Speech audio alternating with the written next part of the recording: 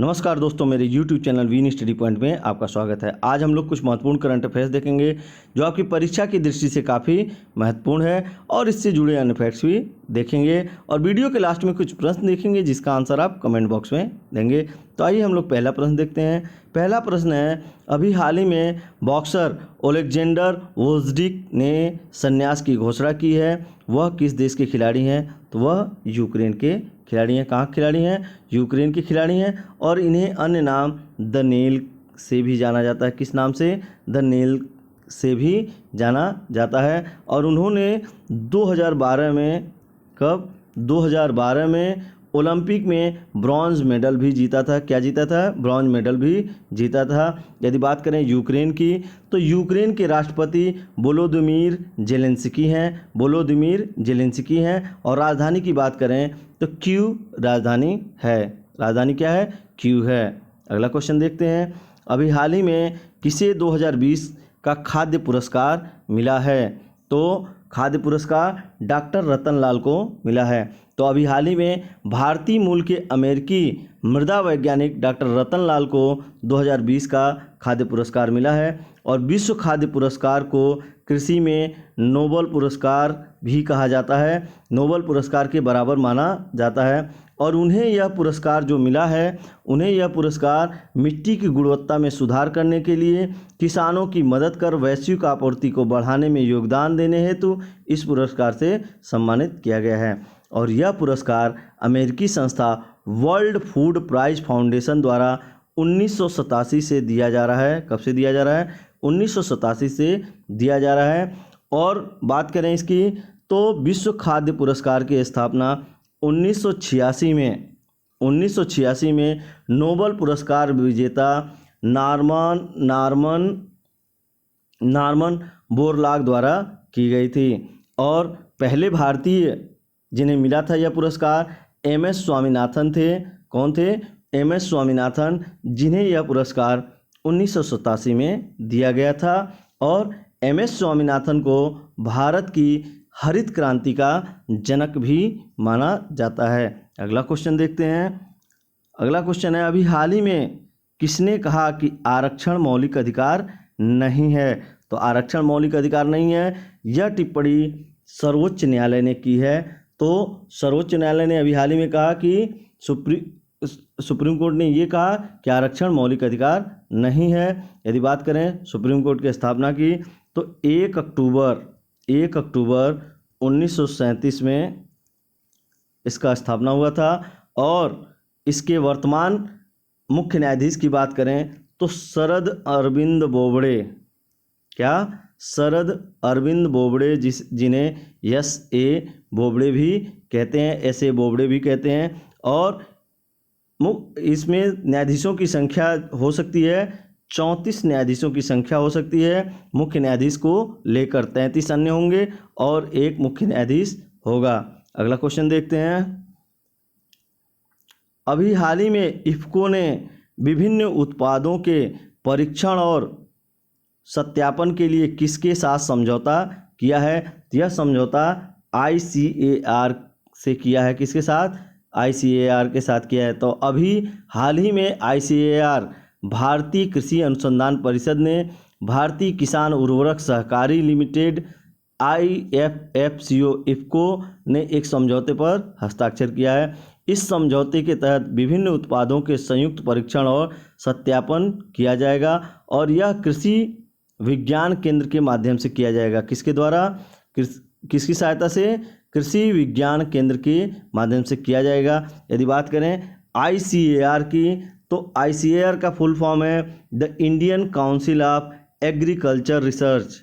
एक बार और सुनिए, the Indian council of agriculture research.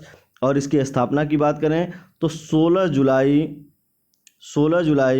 1929 को स्थापना हुआ था। और अध्यक्ष की बात करें तो नरेंद्र सिंह तोमर जो कृषि मंत्री हैं इसके अध्यक्ष हैं। अगर इसके मुख्यालय की बात करें तो नई दिल्ली मुख्यालय ICAR की।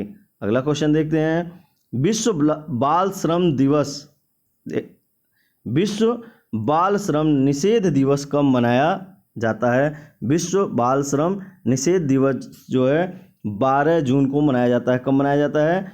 तो प्रत्येक वर्ष 12 जून को विश्व बाल श्रम निषेध दिवस मनाया जाता है। और विश्व बाल श्रम निषेध दिवस 2002 में अंतर्राष्ट्रीय श्रम संगठन द्वारा शुरू किया गया था। यदि बात करें हमारे संविधान की, तो संविधान के आर्टिकल 24 में बाल श्रम को निषेध माना गया है, जिसमें 6 से 14 वर्ष तक के बच्चों को कारखानों में काम करवाना निषेध है। अगला क्वेश्चन देखते हैं। अभी हाल ही में किसे नासा विशिष्ट लोक सेवा पदक से सम्मानित किया गया है? तो यह किसे सम्मानित किया गया है? रंजीत कुमार को सम्मानित किया गया। तो अभी हाल ही में रंजीत कुमार को नासा विशिष्ट लोक सेवा पदक से सम्मानित किया गया है। अगला क्वेश्चन देखते हैं। अभी हाल ही में किसने सहकार मित्र, ये सहकार मित्र है, सहकार मित्र योजना किसने लॉन्च किया है? तो यह लॉन्च किया है नरेंद्र सिंह तोमर ने। किसने लॉन्च किया? कृषि मंत्री हैं नरेंद्र सिंह तोमर। तो अभी हाल ही में केंद्रीय कृषि मंत्री नरेंद्र सिंह तोमर ने सहकार मित्र योजना लॉन्च किया है। और यह योजना युवाओं के नवीन विचारों तक पहुंचने के लिए तथा सहकारी संस्थाओं की सहायता के लिए योजना शुरू की गई है। यदि आपसे कृषि मंत्री के बारे में पूछा जाए तो बताना है नरेंद्र सिंह तोमर कृषि मंत्री हैं। अगला क्वेश्चन देखते हैं। अभी हाल ही में जारी फीफा रैंकिंग में भारत का 108वां स्थान है। भारत का यदि पूछा जाए तो कौन सा स्थान है? 108वां स्थान है।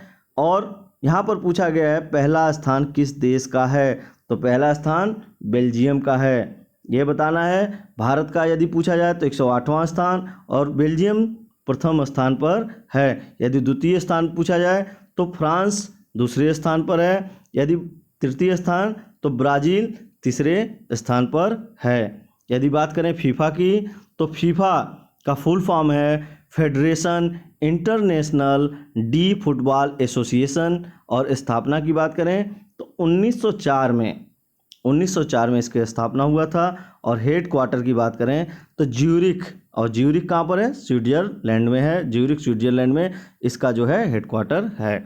अगला क्वेश्चन देखते हैं। अभी हाल ही में पंचवटी योजना किस राज्य ने शुरू की है? तो पंचवटी योजना हिमाचल प्रदेश ने शुरू किया है।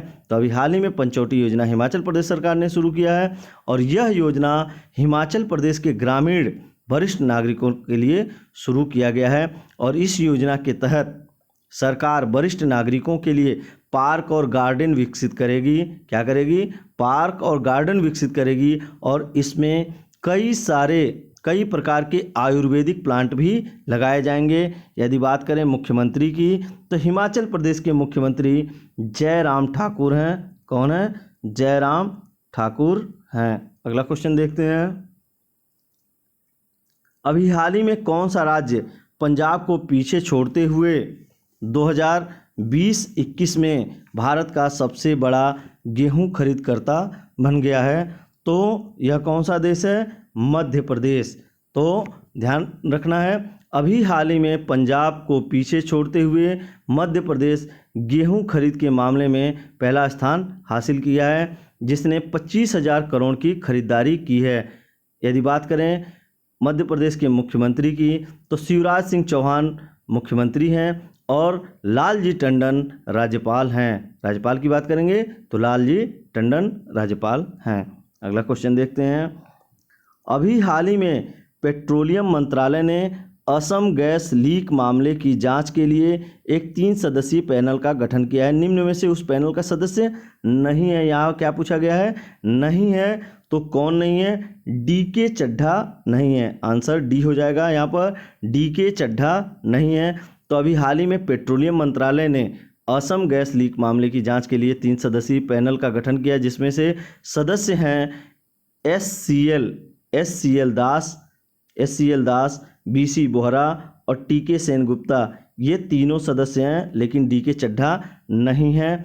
यदि बात करें गैस लीक मामला, तो गैस लीक मामला ऑयल इंडिया लिमिटेड के वेल कुएं में हुआ था और बात करें पेट्रोलियम और प्राकृतिक गैस मंत्री की, तो धर्मेंद्र प्रधान। कौन है? धर्मेंद्र प्रधान जो है पेट्रोलियम और प्राकृतिक गैस मंत्री हैं। अगला क्वेश्चन देखते हैं। अगला क्वेश्चन है lockdown licence living and other stories पुस्तक के लेखक हैं, तो इसके लेखक शोभा डे हैं। कौन है? शोभा डे हैं। अगला क्वेश्चन देखते हैं। अभी हाल ही में बाल श्रमिक विद्या योजना किसने लॉन्च किया है? तो बाल श्रमिक विद्या योजना उत्तर प्रदेश सरकार ने लॉन्च किया है। तो इसका उद्देश्य, इस योजना का उद्देश्य अनाथ और बाल मजदूरी करने वाले बच्चों को शिक्षित करना और उनके जीवन को स्वस्थ बनाना है। और इस योजना के तहत लड़कों को 1,000 रुपये पर मंथ और लड़कियों को 1,200 रुपये पर मंथ दिया जाएगा। और इस योजना के तहत 8वीं 9वीं और 10वीं तक के बच्चों को 6,000 रुपये पर एनम और इसके साथ इंसेंटिव भी दिया जाएगा। यदि बात करें उत्तर प्रदेश के मुख्यमंत्री की, तो योगी आदित्यनाथ उत्तर प्रदेश के मुख्यमंत्री हैं और राज्यपाल आनंदीबेन पटेल हैं। यदि बात करें हम लोग उप मुख्यमंत्री की, तो केशव प्रसाद मौर्य और दिनेश शर्मा जो है उप मुख्यमंत्री हैं। यदि बात करें राजकीय पुष्प की, तो राजकीय पुष्प पलाश जिसे टेसू भी कहते हैं। और राजकीय पशु की बात करें तो 12 सिंघा राजकीय पशु हैं। अगला क्वेश्चन देखते हैं। पिछली वीडियो में मैंने आपसे क्वेश्चन किया था कि हाल ही में फ्लिजी मोबाइल ऐप किसने विकसित किया है? तो यह विकसित किया IIT गुवाहाटी ने। और आज का क्वेश्चन है अभी हाल ही में गार्गो इंटरनेशनल ने TBC में किसे ब्रांड एम्बेसडर बनाया है? तो इसका आंसर आप कमेंट बॉक्स में देंगे। और यदि यह वीडियो आपको पसंद आया है तो इसे लाइक ज़रूर करें, शेयर करें और मेरे YouTube channel win study point को सब्सक्राइब करें। धन्यवाद।